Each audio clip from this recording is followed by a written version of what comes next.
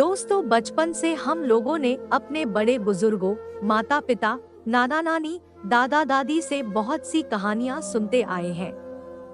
प्राचीन समय से ही कहानी सुनना और सुनाना हमारे देश की प्रथा रही है। आपने देखा होगा कि अधिकतर गांवों में जहां मनोरंजन के साधन नहीं है, वहां कहानी और कविताओं को गाकर या सुनाकर लोग अपना मनोरंजन करते हैं। यह कहानियां जितनी मनोरंजक होती है, उतनी ही रोचक और शिक्षा हेतु लाभप्रद भी होती है।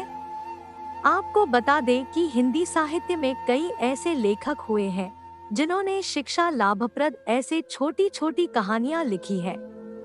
इन छोटी कहानियों में अकबर बीरबल, तेनालीरामा, पंचतंत्र आदि की कहानियां बहुत ही ज्यादा प्रचलित हैं। दोस्तों, आप जानते हैं कि बड़े बुजुर्गों के द्वारा सुनाई जाने वाली यह छोटी छोटी कहानियां हमें जीवन की बड़ी सीख सिखा जाती है। इन कहानियों से मिलने वाली शिक्षा का हमारे जीवन में बड़ा प्रभाव पड़ता है। आज हम आपको अपने आर्टिकल में हिंदी की कुछ ऐसे ही प्रेरणादायक लघु कहानियों, शॉर्ट स्टोरीज के बारे में बताने जा रहे हैं।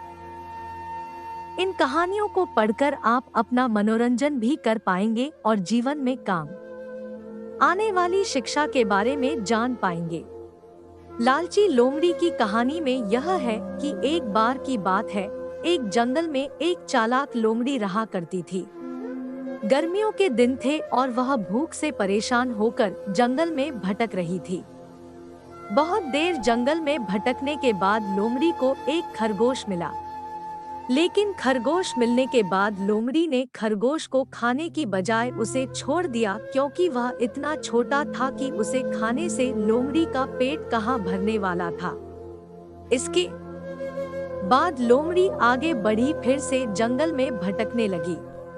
कुछ देर जंगल में भटकने के बाद भूखी लोमड़ी को एक हिरण डियर दिखा। हिरण को देखते ही लोमड़ी के मुंह में पानी आ गया। लोमड़ी हिरण को पकड़ने के लिए उसके पीछे दौड़ने लगी। लोमड़ी ने अपनी पूरी ताकत से हिरण का पीछा किया, पर हिरण लोमड़ी की पकड़ में नहीं आया। गोद में बैठकर अपनी बाहों में उसे भरपूर प्यार देती है। इस समय उन्होंने महसूस किया कि उनका सब्र, त्याग और प्रेम उन्हें यहाँ तक लाने के लिए सही था। एक दिन जब संजू अपने दुखी दिल से वापस घर की ओर चल रहा था, उसने एक गमले में एक छोटे से पौधे को देखा। वह पौधा बिल्कुल सूख रहा था और उसके पत्ते गिर गए थे। संजू ने उसे देखकर उसकी दया की और उसे एक एक पत्ता छोटे छोटे बूंदों की मदद से पानी पिलाया। समय बीतते ही संजू ने अचानक देखा कि वह पौधा फिर से जीवन शक्ति धारण कर रहा था। पत्तियों ने नई ऊर्जा से उभरना शुरू कर दिया था और पौधा धीरे धीरे हरा भरा होने लगा।